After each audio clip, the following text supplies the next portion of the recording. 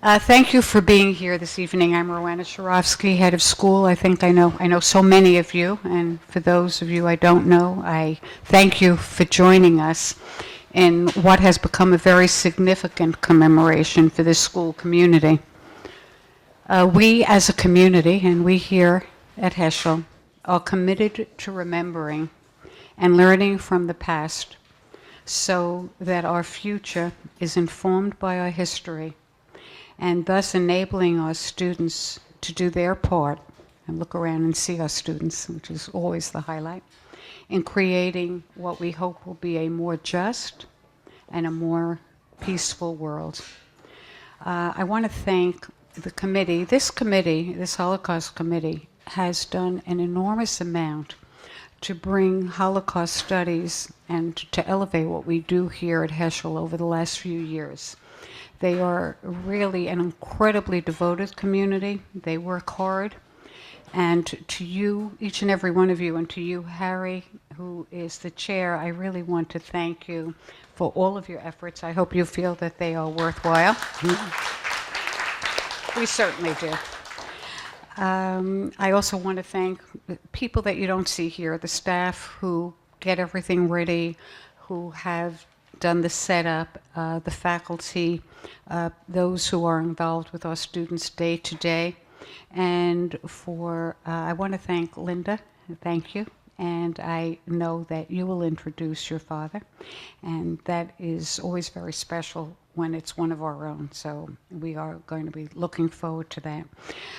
We will also hear, as soon as I'm finished with my very short welcome, Harry Uvegi will address you, and then we will hear from the students, the Heschel Harmonizers. It is usually their voices that inspire us, and then we will send them on home. And after that, Linda will introduce her father, Herbert Blum. Again, thank you for your participation, for your support, and for being here. And it is now my real pleasure to introduce and again to thank Harry, who is the chair of the Holocaust Commemoration Committee.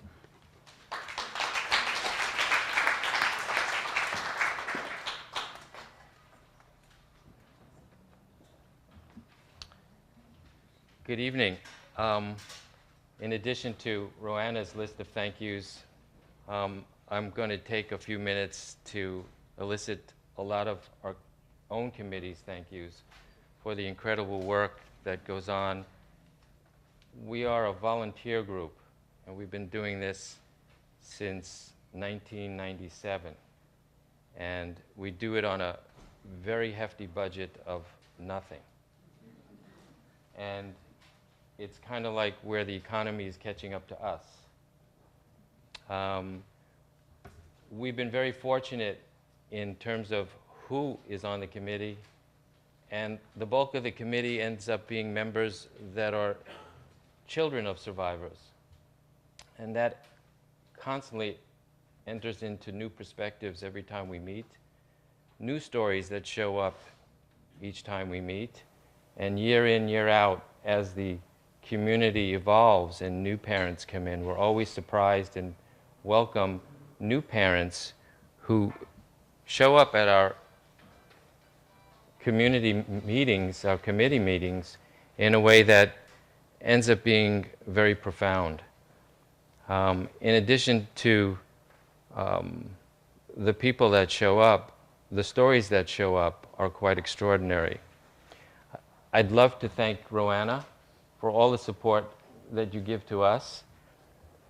Shani Manor, who is a new member of the staff, who has been extraordinary in helping us prepare for this event, and who's been very forthcoming and always there anytime there was any question or any need.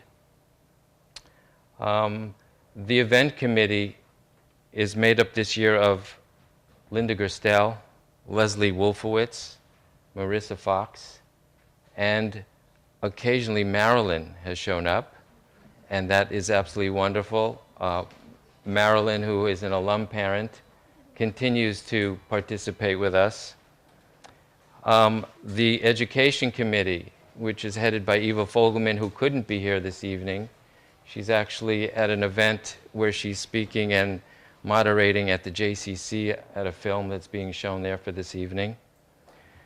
Trudy Gottesman, who has been instrumental in coordinating and helping to create the archives that are in the room next door that we could all participate in viewing at the end of this evening. David Fogel, who heads our web committee that has been responsible for helping us to digitize all of the stories that come our way, as well as all the videos that are now beginning to become a part of our archive that go back to 1997.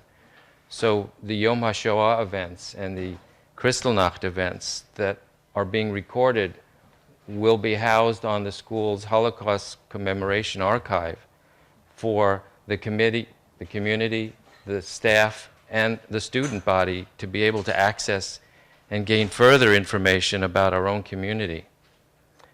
A very wonderful thing happened this summer in which, through the wonderful support of an anonymous donor, we were able to gain access to the high school students that were graduating who volunteered to intern with our committee to help digitize a lot of the data that we've been collecting.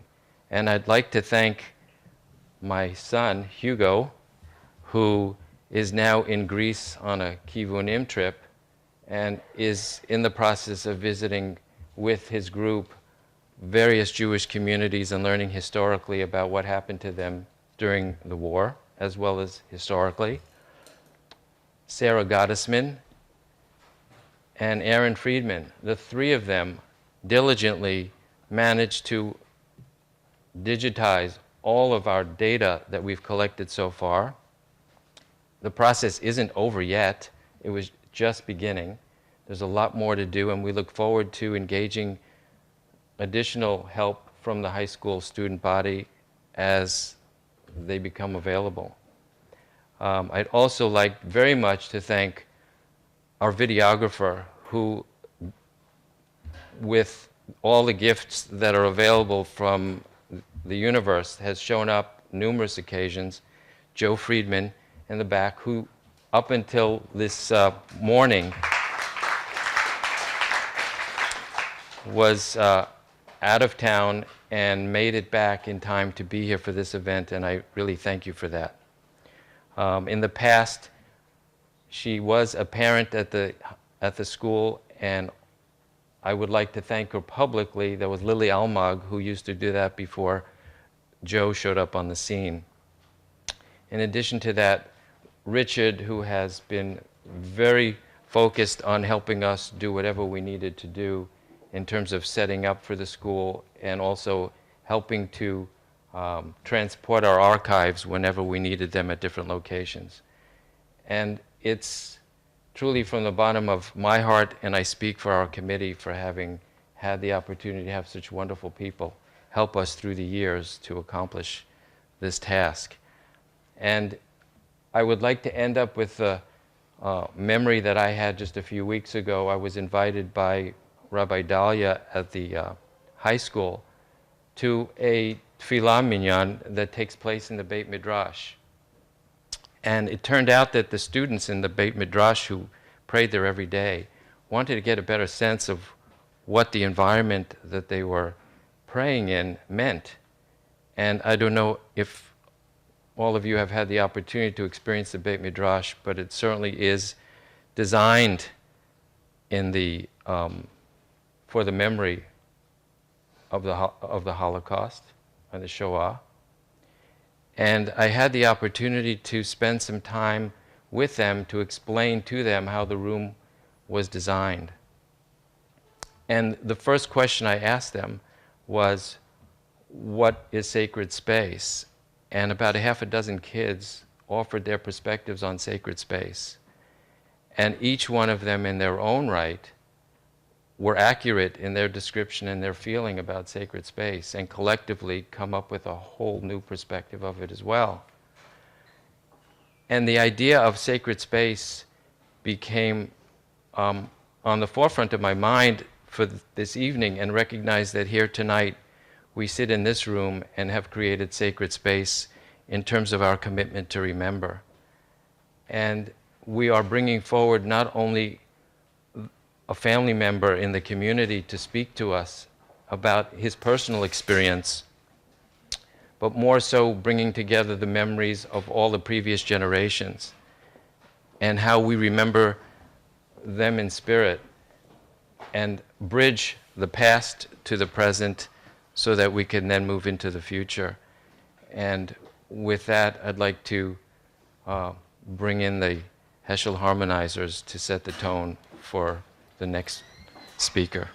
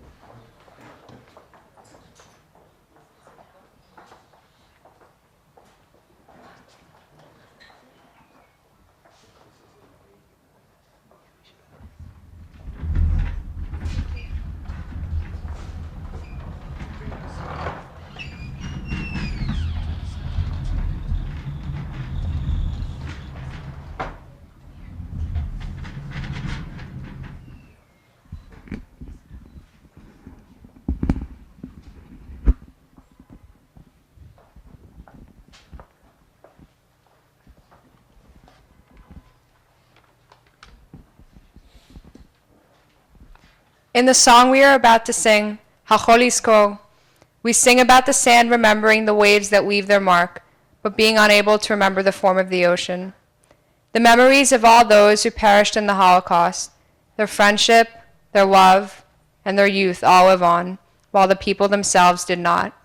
Today, right now, we remember.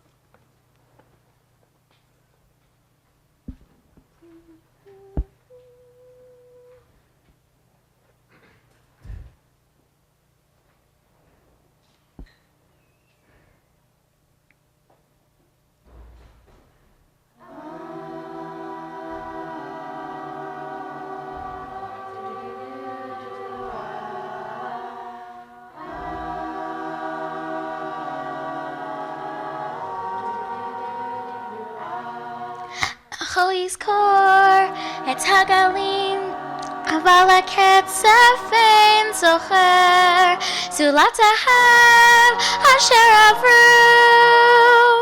עם רוח לילה מאחר מזיכרונם לעולם לא יימחר, לא יימחר.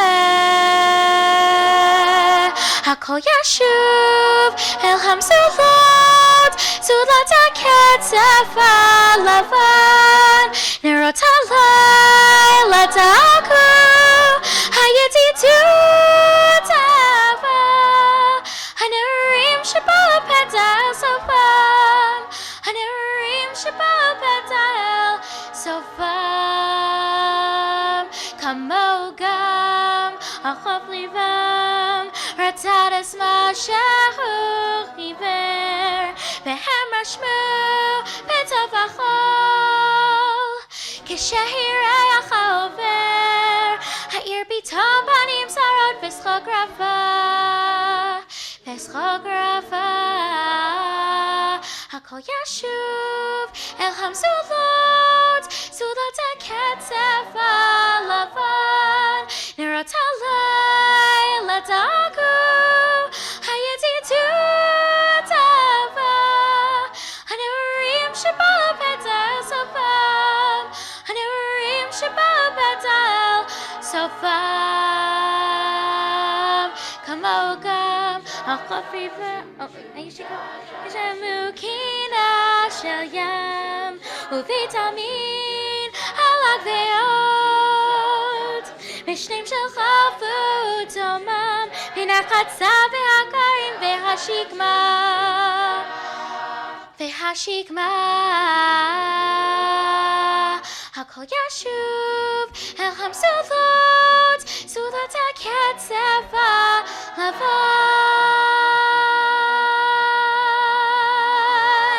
נרות הלילה דאגו, הידידות אהבה, הנעורים שבאו פתע אל סופה, הנעורים שבאו פתע אל סופם.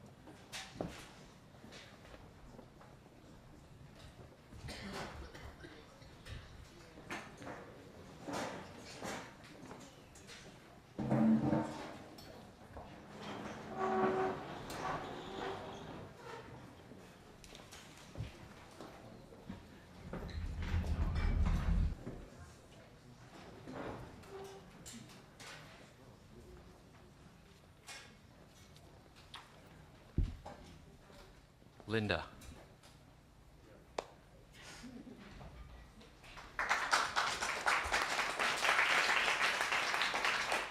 Before Linda speaks, I'd just like to thank Adina Korn, who leads the Heschel Harmonizers, for an amazing presentation. Thank you.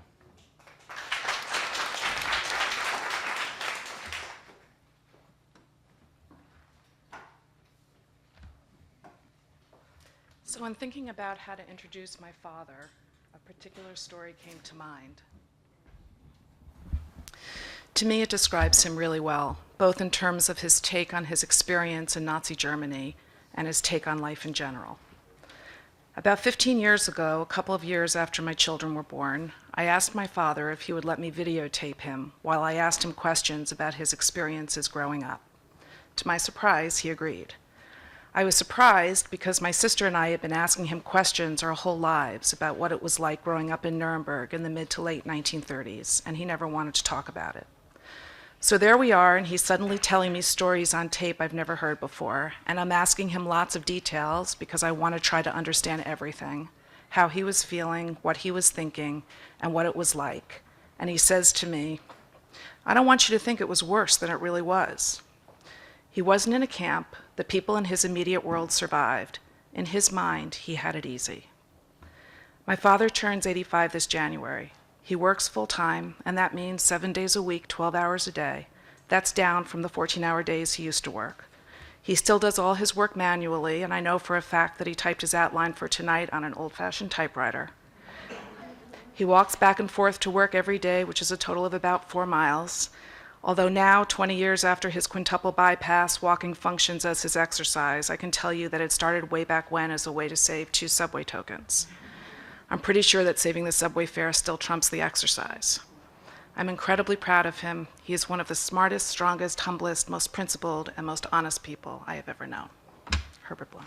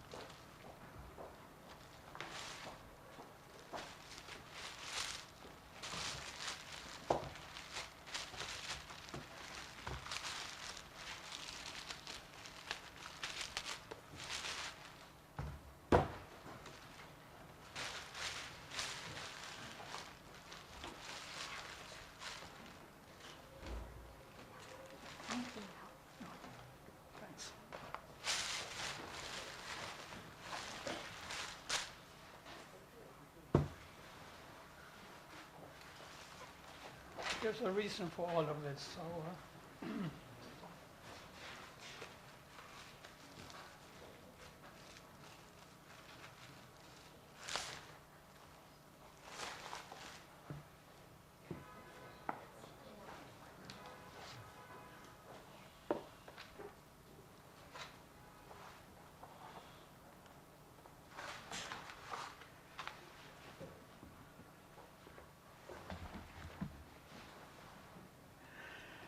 first of all, I'd like to meet this fellow that Linda's talking about, because I don't think I've met him. And it wasn't a typewriter like you describe it. It's an IBM Selectric, was a real marvelous, and still continues to be a real marvelous piece of equipment.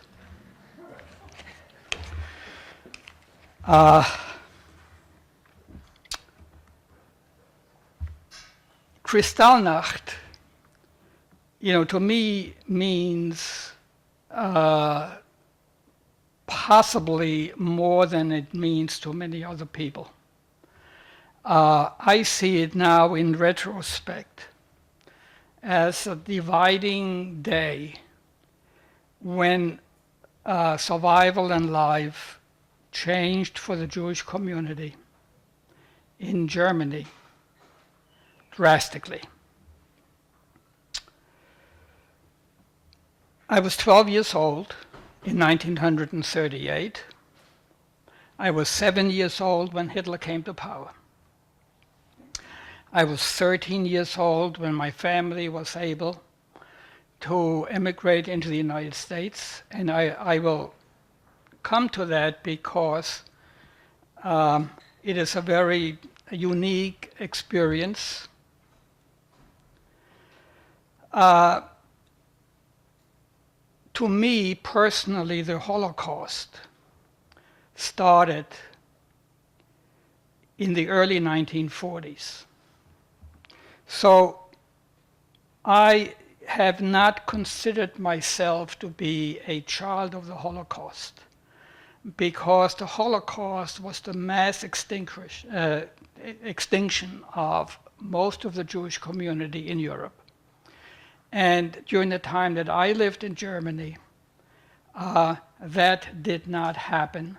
There were isolated cases, but on a mass extinction, that came much later.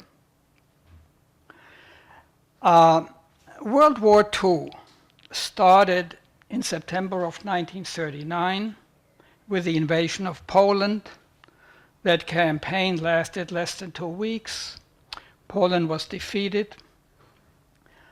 And then there was a hiatus. There was like a false peace, a false quiet on the Western Front, which lasted from that point on until the spring of 1940.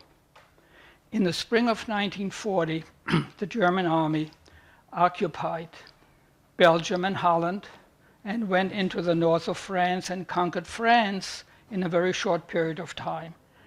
And at that particular point, all emigration from Western Europe and Eastern Europe, of course, stopped. It came to a total halt. So my family, and this since I was asked to talk about my experiences, I just want to bring this in. My family really had the gift, the miracle, if you will, of being able to leave in this very, very short window of time. And we were able to leave in a story that I will cover here because I think, to me, it was probably the most important experience of my life. More important, really, in retrospect, than my service in the United States Army in the Second World War. To understand what happened Kristallnacht needs an insight, a knowledge in what the Jewish community in Middle Europe, in Western Europe, was like historically. The Jewish community Jews came to that part of Europe shortly after the destruction of the Second Temple. Their presence in Europe lasted for hundreds of years. It was a period of time where there were persecutions, there was exile, people then were permitted to come back. Europe was a feudal economy, a feudal political system. If a particular ruler, whether it was a king or whether it was a baron, if he needed Jews to come back for a particular purposes, the Jews were welcome back. They had an existence. They could be exiled again years later. And in fact, the worst situation, the worst period were the two periods of the Crusades, which happened around the year 1000, 1100, when indeed thousands of Jews were massacred. It was the time and caused Jews from that part of Europe to go east, and they were welcomed particularly in Poland.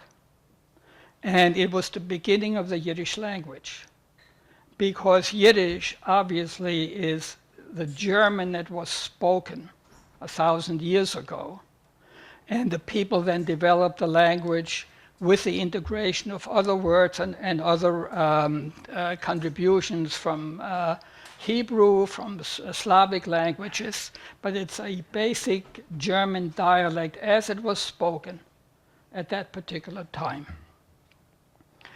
I say this not to teach history here, but there is a reason. And the reason is one must understand the nature of what had become the Jewish community in what later became Germany, and Germany was not unified until Bismarck in around 1870. Before that, it was a series of kingdoms. You had Prussia, you had Bavaria, you had Schleswig-Holstein, you had a number of different kingdoms, and within the kingdoms you had a number of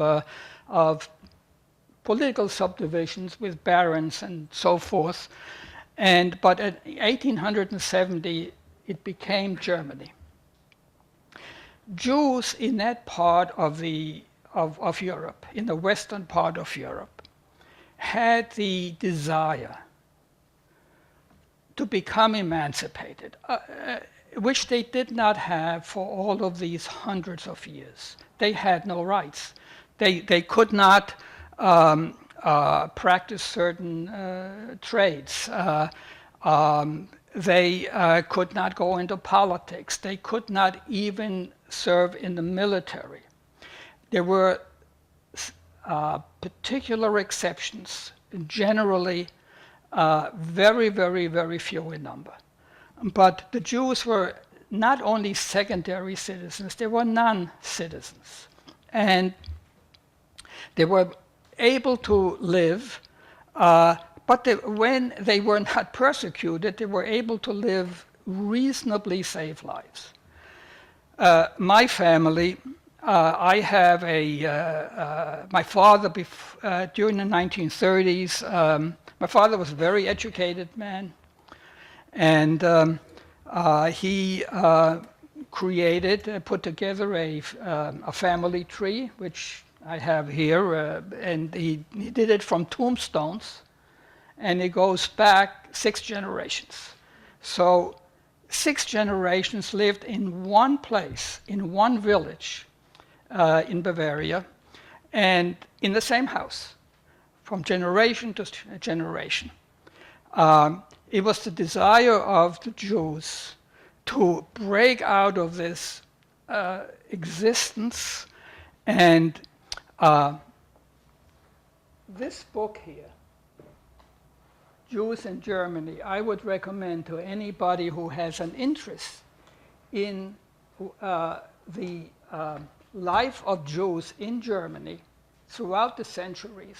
It is a marvelous book. It reads like a novel. It has pictures, it has photographs, and it's an education really that I believe is worthwhile for young people, and it's worthwhile for older people. It was worthwhile for me, because to make a summary of what I would want to say tonight, I went back to this book.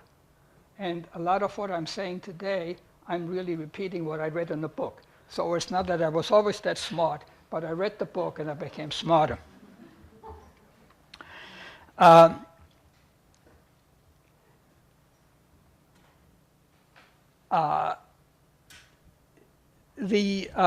My grandfather, one of my grandfathers, my mother's father, served in the German army in the Franco-Prussian War that took place in 1870, 1871. He was an Orthodox Jew, as everybody was, but he served. Jews were given rights at that particular time. It was during the reign of Bismarck, and Jews received a lot of civil rights that they did not have before. The First World War, and that is important, the First World War that started in 1914 and lasted until 1918, obviously ended in the defeat of Germany.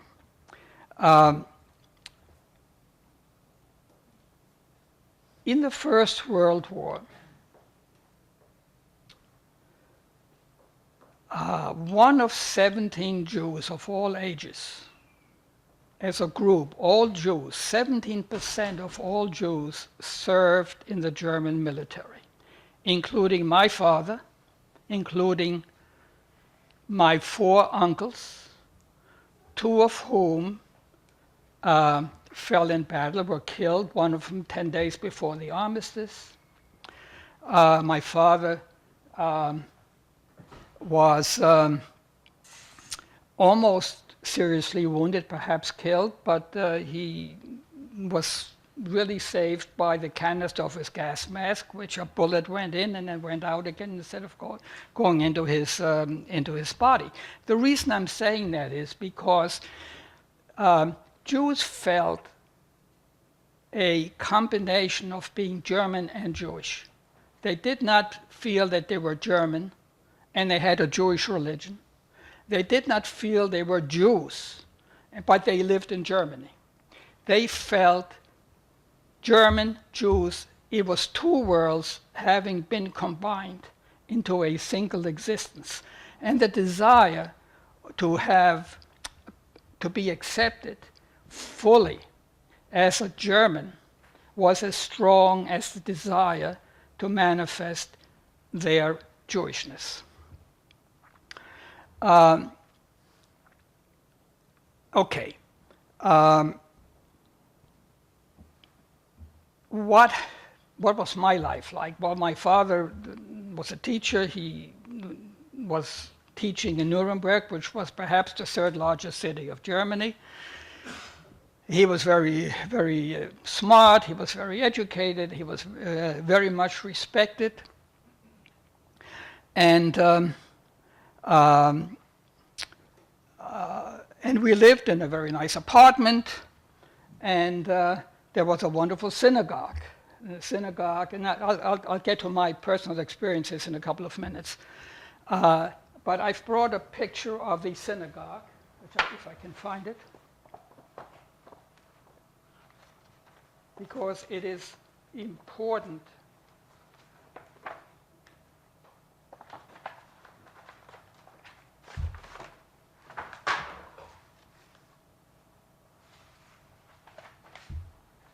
Okay. I don't know if you can see this, but this is the synagogue of Nuremberg, the main synagogue of Europe, in Nuremberg. It was perhaps 100 years old at the time when I was there. It was an absolutely gorgeous building. It was beautiful. And we went to synagogue every Friday night. We went to synagogue every Shabbos. I walked with my father. So that was part of my life. My life as a student, my life as a pupil, my life when I was 10 years old, 11 years old, 12 years old, 7, 8, and 6 years old, was no different than the lives of the children who go to schools where there's a lot of work. The educational system was very disciplined, it was very demanding, there was a lot of homework, the day was very long. And it took up all of our energy and took up all of our time. So we got up in the morning and we went to school. We came home at school ended at 2:30 or 3 o'clock. We came home, we had a snack, we started to do homework. I practiced piano, I practiced violin, I took piano lessons, took violin lessons, I had supper, went to sleep, the next day the same thing. And Shabbos was, Friday night. Well, you clean up, you get dressed, you walk to synagogue, you go to services, you walk home, you have Shabbos dinner. You go to sleep. Next day you go up, you wake up, you have something to eat, you go to synagogue, it ends out around noontime, you walk home, you have Shabbos dinner. The next 2-3 hours, nothing really to do. And so you hang around, and then there's Havdalah, and by that time it gets dark, and then you do homework, and Sunday, hello, it's the same thing all over again. And as a child, that is your life. At that time, that was my life. The fact that there was Hitler, who came to power, actually elected in 1932, but came to power in 1933. How did he come to power? How did Hitler come to power? He came to power because the defeat of Germany in the First World War was devastating to the German people, including the Jewish people that lived in Germany. And Germany lost a lot of territory, both in Europe as well as they lost their colonies, which was really the reason why the First World War was fought to begin with. And then you had the Treaty of Versailles that placed enormous reparations on Germany, which Germany was not able to pay. An enormous inflation resulted after that time, and enormous unemployment. And the unemployment rate at that particular time in the 20s was perhaps 30% or more than 30%. Now, when you have unemployment by young people in any country, you're going to have trouble. And what happened was that the National Socialist parties, the Nazis, which is an abbreviation of the National Socialist parties, used that condition, or these conditions, to blame the Jews for it. They blamed the Jews for loss of the war. They called the Jews the profiteers. They circulated the untruths that not enough Jews, only a small percentage of Jews served in the military during the First World War, which was totally false.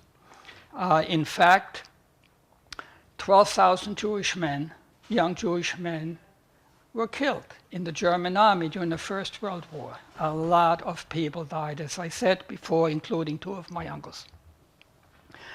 But it attracted a large number of dissatisfied people in the country.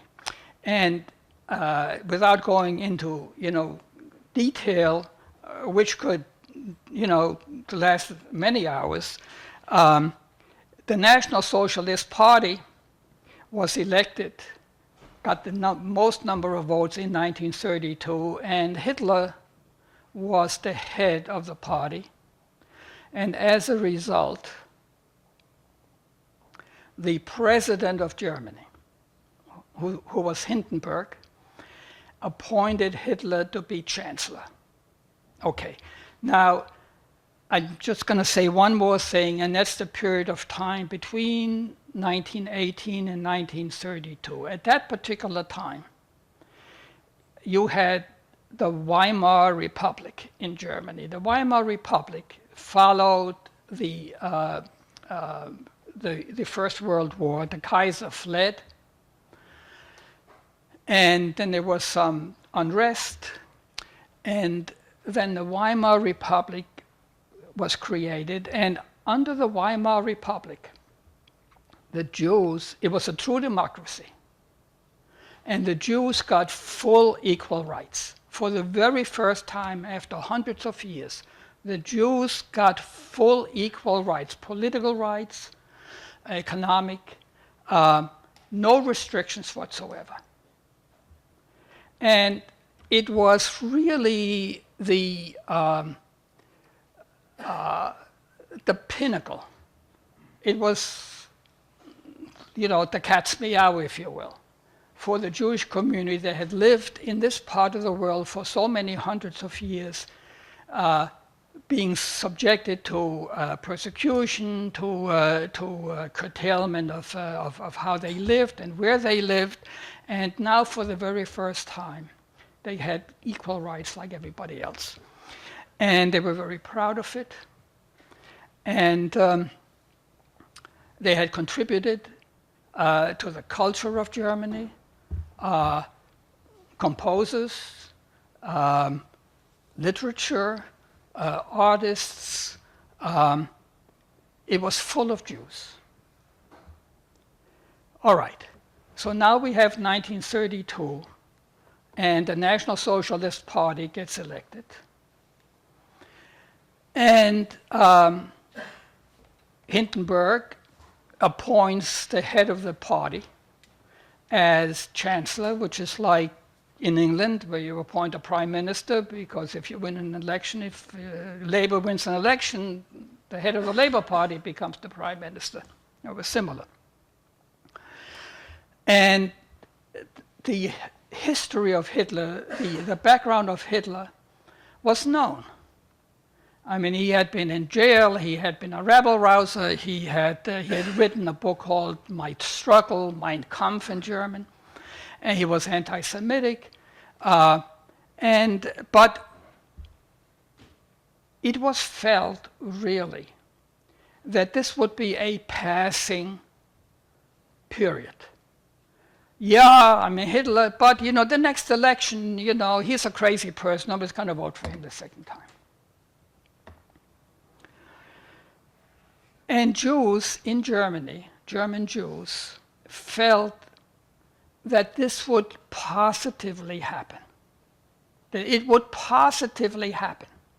They had finally achieved, they had finally reached their independence, their full membership, this dual membership of being Jews and being German. And this was like something, it was a setback, but it wasn't anything that would continue. To think of a Holocaust where Jews would be gathered and shipped out and exterminated, that wouldn't even enter anybody's mind. It would be just totally unacceptable. It would be with somebody saying here in the United States of America, well, if this party gets elected, if they get to power, all the Jews are going to go ahead and, be killed. So I want to stress the fact that the Jewish psyche at that particular, German Jewish psyche at that particular time was they could not, they had no reason to accept or feel that they were personally threatened and that life would not, in the final analysis, go on. And they would retain what they had achieved after so many hundreds of years. Now, I want you to remember that the time from the Weimar Republic, this period of democracy and the achieving of rights, until Kristallnacht, that happened in 1938, was 5 years. Not 25 years, 5 years. It is little more than the term of one term of an American president. In that period of time, a country that had now given full rights to Jews, where Jews had entered every facet of German life on every level. In that 5 years, they lost everything. Okay, I'll come now to Kristallnacht. My father had enrolled me in the system, the German system, the European system actually, of education was that you went to a grade school for 4 years. Then you either stayed in grade school for another 4 years, and then you would go into the trades. You'd become a tailor, you'd become a shoemaker, whatever it was. Very few Jews did that. If you didn't stay in that educational system, you would then transfer to a secondary school. And the secondary school, and it was all segregated between boys and girls. The secondary school was a gymnasium. It was not a gymnasium like here, where it's really physical exercise. It's gymnasium. And so my father enrolled me in this gymnasium in Nuremberg, which is a very, very good school, very, very good education, very disciplined. And he felt it was the best place for his son to go, and I went there. And I was one of 40 students in the class. There were only 3 Jews, myself and two others. I must admit, and I must say to you, that during my time there, I was never physically abused. I was never even verbally abused.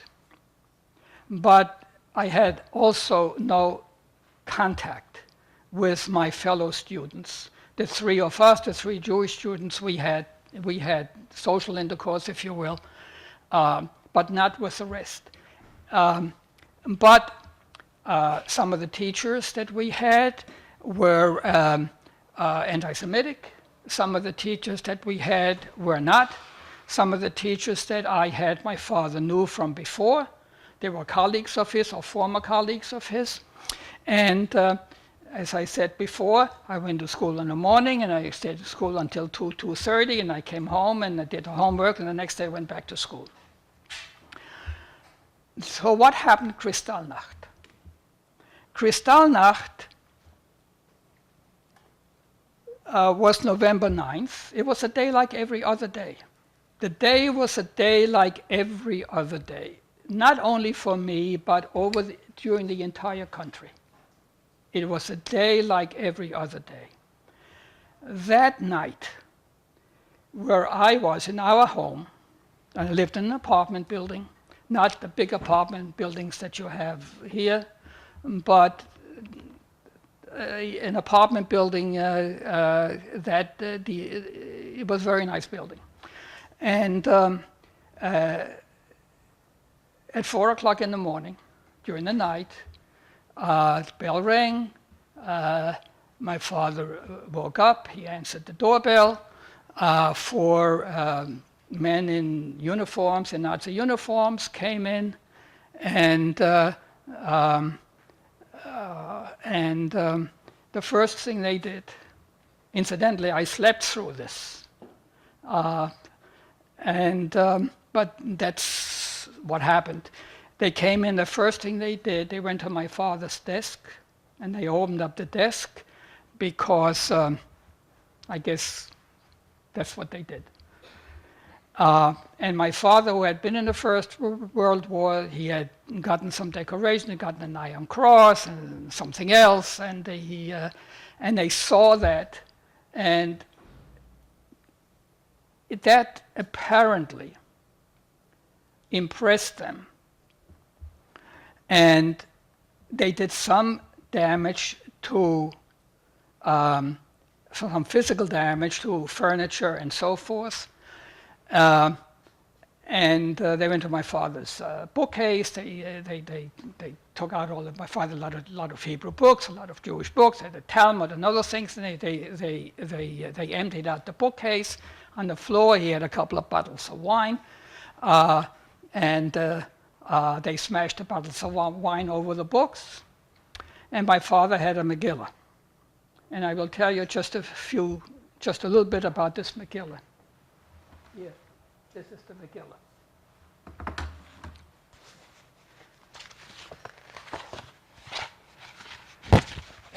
This Megillah is like a Torah. It is handwritten on parchment. And my father picked up this Megillah in the First World War as a German soldier. He was in France. And they went through, I guess, a town. The synagogue had been totally demolished. There was rubble. My father went through the rubble. And this Megillah, in this case, was lying in the rubble. So my father picked up the Megillah, and for the rest of until the war ended, he carried the Megillah with him. Wherever he went, he carried the Megillah with him. So this is the Megillah my father had in his bookcase, and this is the Megillah the Nazis tried to tear when they were in our house on Kristallnacht. But they couldn't tear it because, A, it's parchment, you really can't tear it.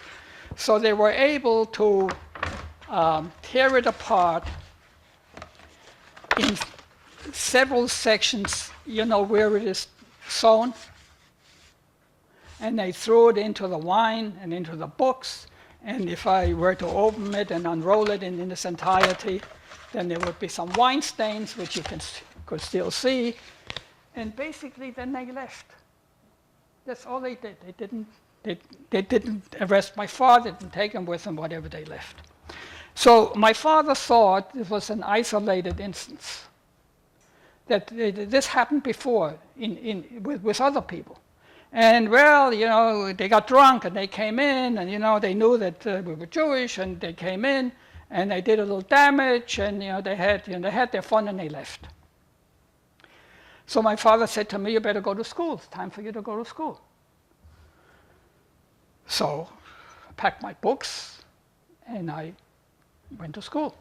It's a 20-minute walk, 25-minute walk, and I went to school. And I got to school, and as I walked into the schoolyard, the entire school body, every student, every pupil was assembled in the schoolyard, perhaps 1,000 pupils, all dressed in Hitler Youth uniforms, or actually Jungvolk uniforms. Jungvolk was the organization that if you were under 14 years old, you belonged to Jungvolk, young people. And after that, the boys then graduated to the Hitler Youth. The Hitler Youth, people thought it was like the Boy Scouts. Believe me, was nothing like the Boy Scouts. It was really a military kind of indoctrination. Well, they were all assembled there. And I'm walking in without any kind of knowledge that anything is going to happen. And I'm met by the assistant director of the school, who said to me, "Look, you can't come in, you better go home." Okay, fine. So I walked around. I'm 12 years old, 1930. I'm 12 years old. I'm not going to go argue with this guy, who I was going to argue with anyway. I mean, I had no right. Even if I wasn't Jewish, I wasn't going to argue with him. I mean, hey, he was the authority.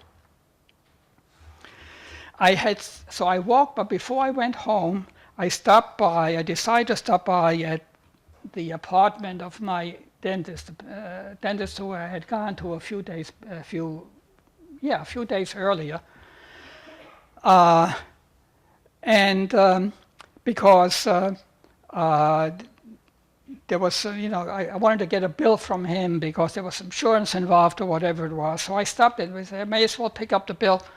And I'm ringing the bell, and his wife comes out, and his wife is crying. She's all disheveled, and she tells me that her husband was taken away, and that the entire apartment had been trashed.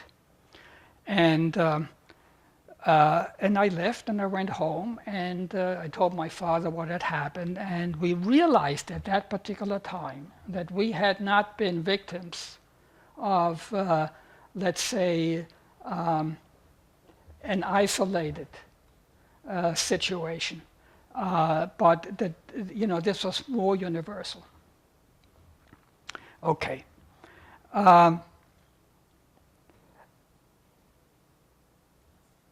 With Kristallnacht, what was it blamed on?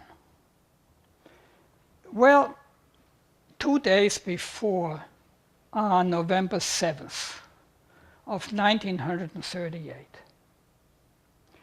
a young Jewish teenage boy, 17 years old,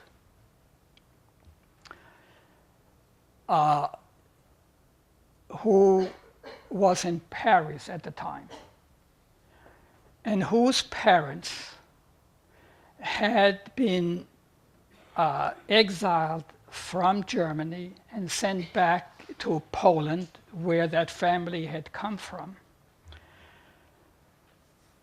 And their name was Greenspan. And this young 17-year-old boy, or young man, if you will, went to the German consulate, probably to find out what happened to his parents. Well, he was met by an attaché, a third secretary, a third German secretary, whose name was Vom Rath, V-O-M, and then capital R-A-T-H, Vom Rath. And Greenspan shot Vom Rath. He had a pistol with him, he shot Vom Rath.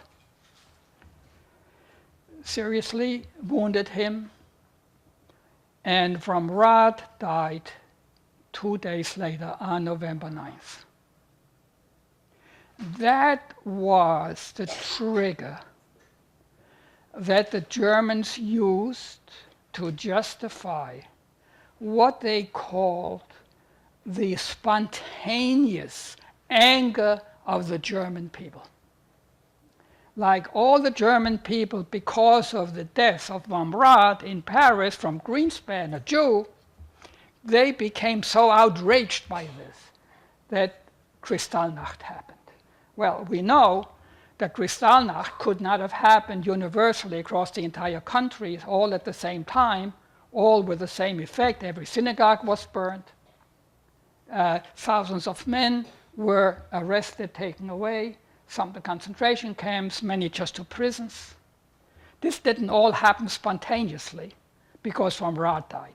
But that incident was used by Germany to stage this event, the Kristallnacht. And from that point on, the life of German Jews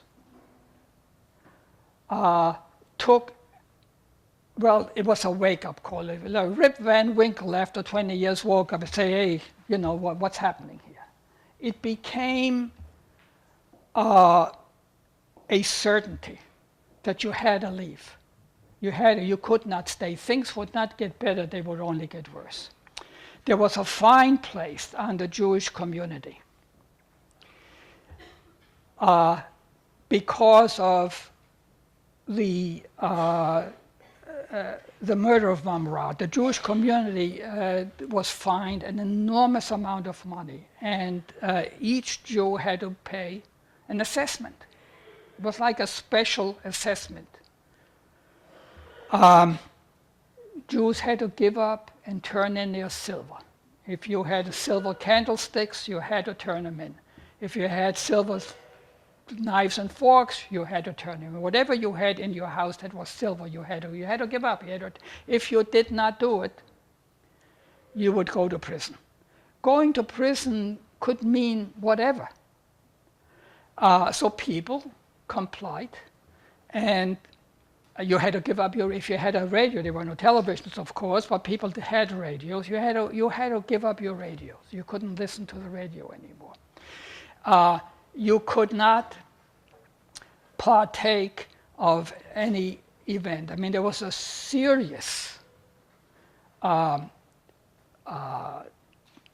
division, a serious new order, that happened right at that point. Now I will show you.